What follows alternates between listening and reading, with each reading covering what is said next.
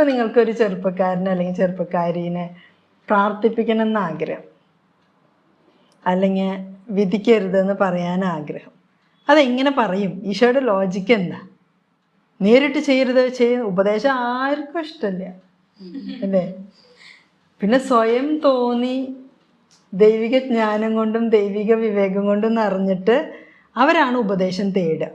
ബാക്കി ജ്ഞാനവും വിവേകം ഇല്ലാത്തൊരു ഉപദേശം തേടില്ല എന്ന് മാത്രമല്ല, ഇങ്ങോട്ട് വന്നാൽ നോ. അപ്പം ഇങ്ങനെ നിങ്ങൾ കയ്യിലെടുക്കും.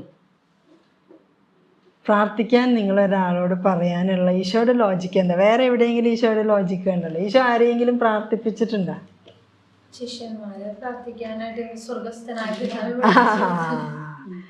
ശിഷ്യന്മാരെ അങ്ങോട്ട് ചെന്ന് ചോദിച്ചു ഈശോയോട്, എന്ത്, ഞങ്ങളെ പ്രാർത്ഥിക്കാൻ പഠിപ്പിക്കോ?